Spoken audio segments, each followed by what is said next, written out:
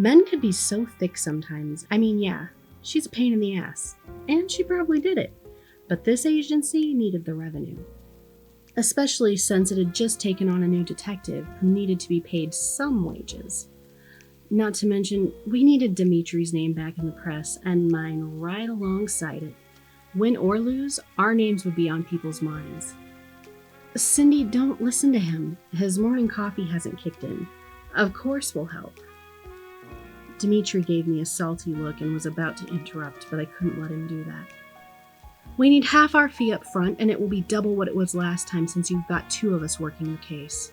Lightning flashed again and the lights came back on. Cindy was looking amused. She definitely thought she had us over a barrel. Ah, Martina, she said triumphantly. Marty, please. Only my mother calls me Martina, I said. Hold on one cotton-picking second here, Demetri said.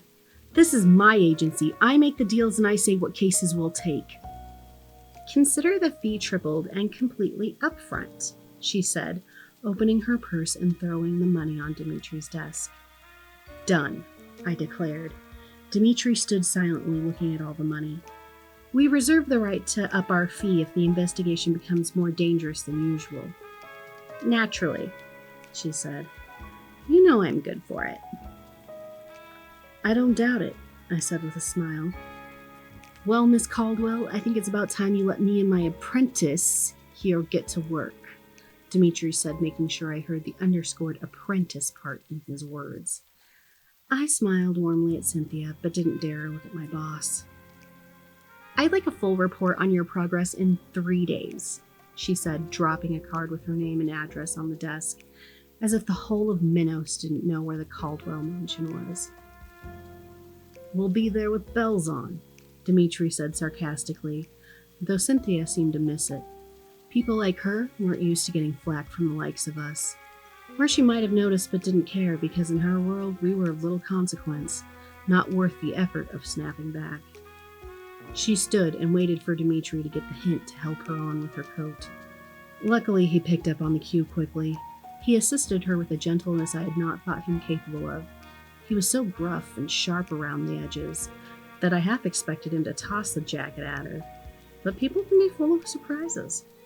Thank you, she said, giving him her most seductive smile. I could see how that Edson kid had gotten involved with her. That smile was almost enough to make me swoon. As soon as I closed the door, Demetri closed the distance between us with frightening speed. Listen to me, kid. You pull one more stunt like that and you're fired. I run this business, and that dame is bad news. You need the money and the publicity, I said in my defense.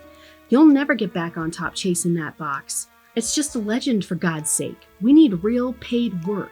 If she's innocent, we'll be all over the papers. People will be coming to us in droves.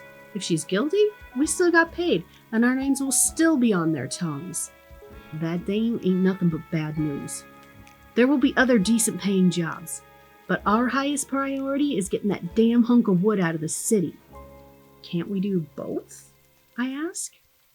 That was when the door burst open. We were immediately surrounded by a dozen figures in dark brown robes. They smelled like rain, damp earth, and grass still wet from the morning dew. Then we heard clapping as Cynthia Caldwell walked back in, laughing hysterically. Brava! What a performance! She cackled madly. That was fun. The crowd parted to let her through. Demetri was patting himself frantically for what I assume must have been a weapon, but we had no such luck. Can we help you, Miss Caldwell? He asked. She laughed, grabbing her sides, and a real tear fell from her left eye. Oh, Demetri, you really are too much, she said and pointed a gun in his face. All previous levity vanished. Where's the box? Demetri. I knew it. I had known the whole damn time. Couldn't have suspected that the Caldwell broad would be part of it, but I knew they would be storming in for that unholy box. I lifted my hands up as Cynthia waved the iron in my face. Easy now, Miss Caldwell. Don't need to have anyone carried out of here. I tried my best to look non-threatening, but who knew how she would interpret anything I did?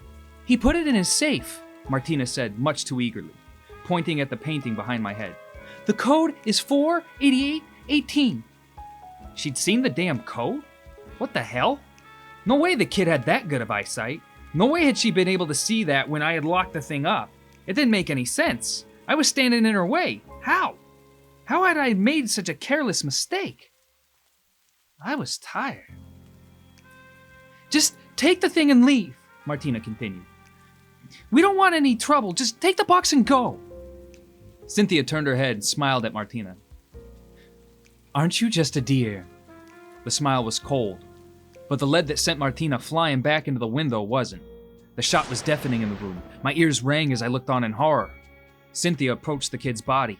She wasn't moving.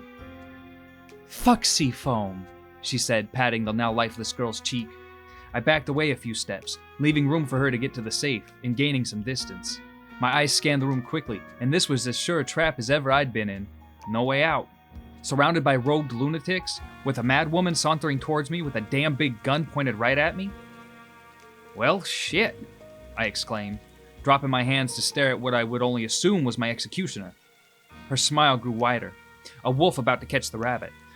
I pulled my cigarettes and a box of matches out of my breast pocket and offered one to Cynthia. She laughed at the absurdity of it. I shook my head and sparked the match, lighting my smoke and taking a nice long drag before exhaling a cloud of smoke. Life catches us all in the end. No way to stop it, I suppose. I took another drag as the broad looked on amused. I shook my head again and started to chuckle, my smoke bobbing along with my lips.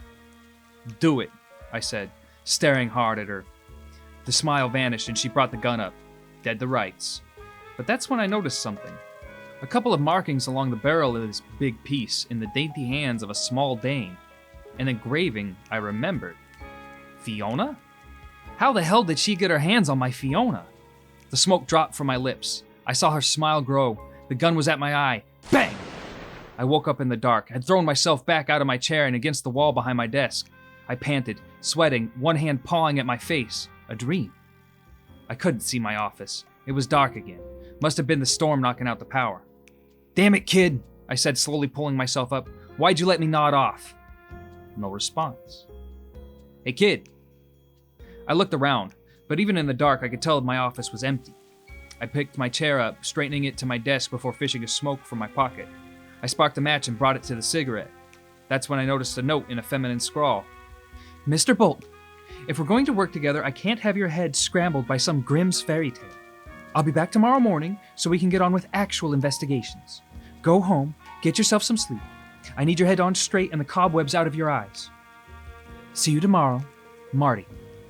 What the hell? I thought as I puffed the cigarette to life. I couldn't go to sleep. Not with that damn box in my office. And that's when it hit me. Like a freight train. The box. It wasn't on my desk. Where the hell was it? I looked around frantically in the dark, knocking papers and my lamp onto the floor. The illumination from the flashes of lightning showed me that it wasn't there. And the safe. I turned and pushed the painting to the side, only to see the safe door ease itself open. The gift to Minos was gone. She'd taken it. In my exhaustion, I must have forgotten to close the door properly. I gnashed my teeth and ran my hands through my hair and cursed aloud. "What are you thinking, kid? What kind of mad stunt are you trying to pull, after everything I told you?" I shook my head. Gotta get in the game. I opened my desk drawer and pulled out my shoulder holster and thankfully, Fiona. Hurrying to the door, I grabbed up my coat and hat. The next moment, I was out on the street, looking left and right in the rain. No sign of her. How long was I out? How much of a lead did she have? I jumped into the old gal and darted out into the night. This kid must have had a death wish, and I couldn't let that sit on my conscience. If you enjoyed this production, Remember to like and subscribe, and don't forget to follow us on social media, which you can find linked in our bio we'll see you next time. on Dueling Pens. Bum, bum, bum.